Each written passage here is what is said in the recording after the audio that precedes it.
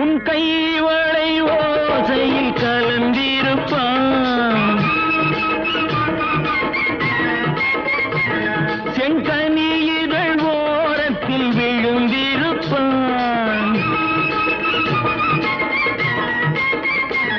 உன்னை எட்டி பிடிப்பான் மெல்ல கட்டி அணைப்பான் எட்டி பிடிப்பான் மெல்ல கட்டி அணைப்பான் சுவை கொட்டி குதிப்பான் உந்தன் குறை தீர அது நானல்ல அது நானல்ல அது நானல்ல அது நானல்ல ஆயிரம் கண்ணுக்கு விருந்தாகும் உன் அழகுக்கு ஒருவன் துணை வருவான்